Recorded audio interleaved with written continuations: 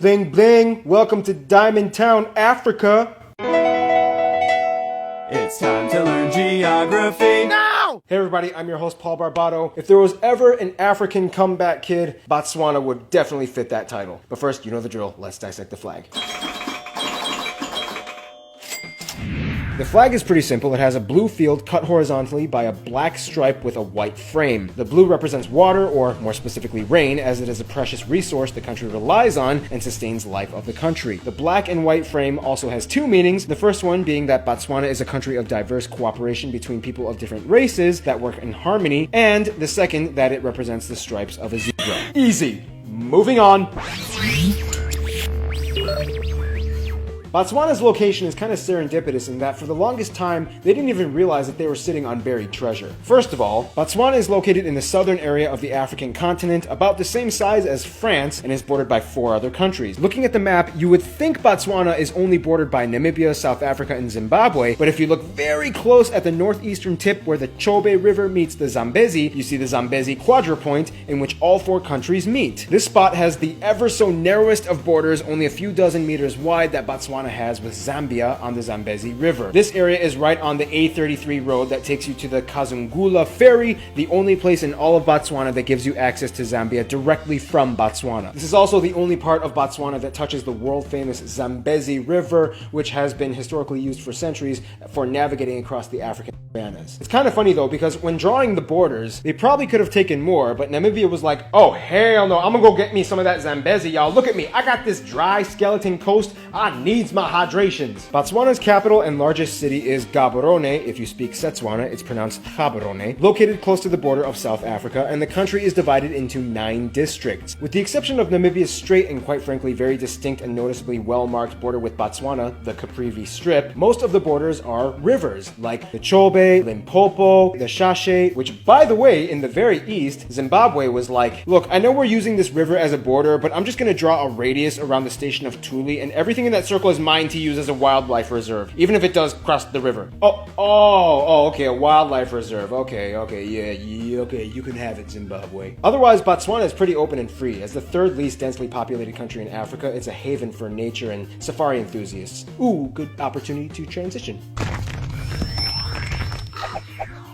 Botswana doesn't just have a bunch of open land, but also a bunch of exceptionally unique land, unlike anywhere else in Africa. First off, the country is generally flat, and about 70% of the country is dominated by the semi-arid Kalahari Desert and dry savannas, especially in the west part of the country, whereas the east and the north parts are generally greener. In the far north and the northwest district, you have one of the strangest natural phenomena, the Okavango Delta. Now, if you've heard of this place, contrary to what you may have been told, this is not actually the world's largest inland delta. There are 2 others that pass it in Mali and Sudan. However, this world-renowned UNESCO heritage site sticks out because of the way how the delta operates. Basically, the Okavango River meanders into geological faults that in response spread the waters out into a vast network of channels, creeks, and wetlands. Now, here's the thing. Every year, rainwater from the highlands of Angola come down and surge into the Okavango, causing the entire flood basin to swell up to 3 times its permanent size between March and June. For the next few months, the entire area becomes this weird, shallow, swampy wetland with an abundance of wildlife that flourishes in it. In fact, one of the strangest things about this area is that it is one of the few places where you will find animals that, contrary to their cousins in the other areas, have completely adapted to the hydrated landscape. You can see swimming cheetahs, lions, and even hyenas fully acclimated to the conditions that surround them. Nothing is scarier than knowing that a cheetah can swim after you. Finally, at the latter months of the year, the Okavango dries up again, and about 60% of it is absorbed by plants, over 30% is evaporated, and the rest is either transpired into underground aquifers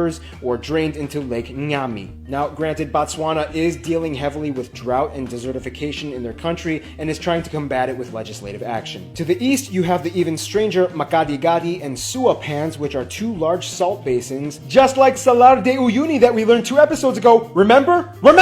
This area used to be a lake that eventually dried up and is actually the site of Botswana's largest salt and sodium carbonate mines. If you look closely, you can even see the mines close to the eastern edge of the basin. No, those green rectangles are not crop fields. Those are actually well fields and solar evaporation ponds filled with water that are used to process and calcify the minerals in the mines. Speaking of mines, since the 1980s, Botswana has actually been the world's largest producer of gem diamonds. 5 diamond mines have opened up since independence, and the world's richest diamond mine is found in Jwaneng. The diamond industry has actually played a huge role in the past and in today in the development of the economy and people's lives. Now let's talk about that. Botswana is kind of like the place that you would be proud of if it was your little adopted African son. Unless if you were Africans can adopt Africans too. You would be proud of it if it was your son. First of all, Botswana has just a little bit over 2 million people, the majority of whom, about 80%, identify as ethnically Tswana, which is also where Botswana gets its name from, Botswana. Other minority groups include the Kalanga, the Basarwa, the Kagalagadi, and a small percentage of the population is also white, mostly descendants from former English and European settlers during the colonial days. Actually, recently, there's been a huge influx of white people moving into Botswana from neighboring Zimbabwe as the president Robert Mugabe, if you could even call him a president, much less a 3-decade-long dictator, has instituted laws that actively discriminate and oppress the white minority, unless if you are like super talented, like Christy Coventry, who won 7 Olympic medals, including 2 golds for Zimbabwe in the 2004 and 2008 Olympics, and Mugabe called her a daughter of Zimbabwe and gave her $100,000. Oh, sorry, back to Botswana. Essentially, pretty much everybody in the country speaks English. The Tswana people might speak Tswana or Setswana, and many of the white people might speak Afrikaans as well as a second language. For those of you who don't know, by the way, Afrikaans is kind of like an Africanized Dutch. Long story short, Botswana used to be part of the British Empire under the name of Bechuanaland. Okay, let's just get it over with and get the pun out because I know you'll go crazy if I don't. Bechuanaland in Bechuanaland. There, you happy now? Moving on. The interesting thing though is that Botswana actually has very fascinating tribal groups found along the rural areas of the country. One of the most sought after people groups for studies by sociologists would have to be the San Bushmen found in the northern regions by the Okavango Delta. The San Bushmen people speak a Khoisan language which is saturated with these unique click sounds. Many dialects can even have up to 48 different click consonant sounds.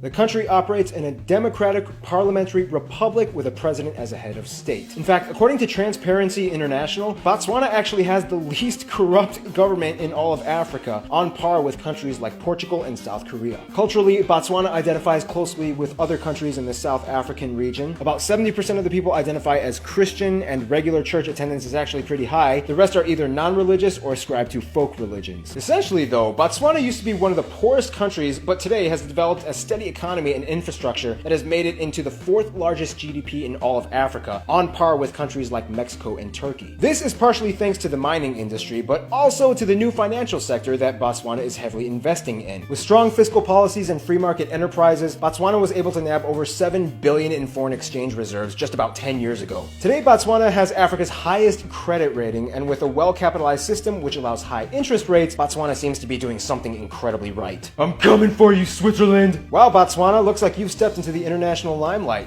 Now let's see how that's going for you.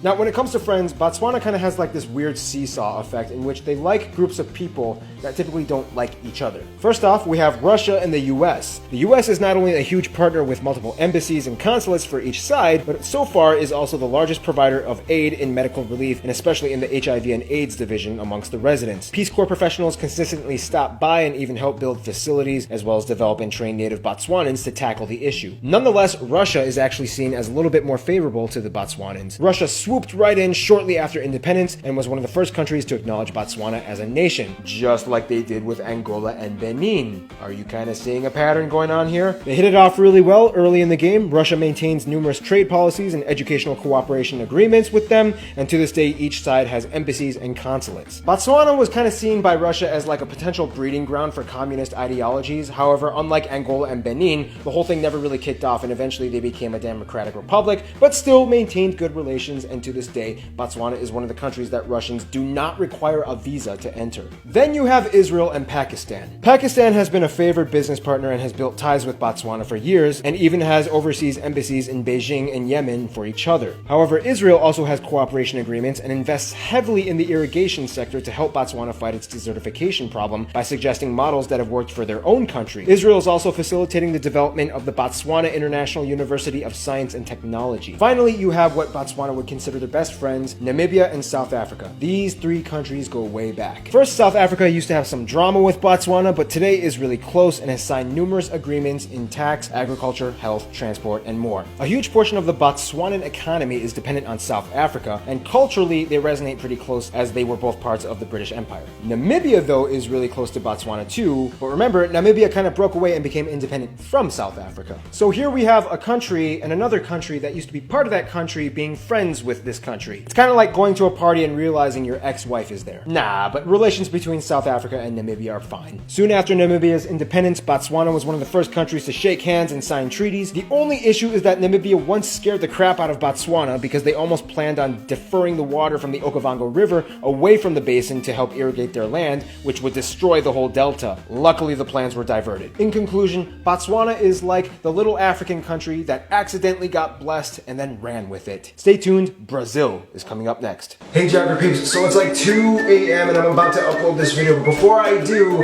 I just want to say thank you so much to my friend Jason. He's the one who did most of the motion graphics in this video, which is why so much of it looks so amazing and so much better than the other episodes, because thank you so much, Jason. If you guys want to check out his reel, his motion graphics reel, I'll put a link in the description. I can't thank you enough. I love you, bro. Have a good one.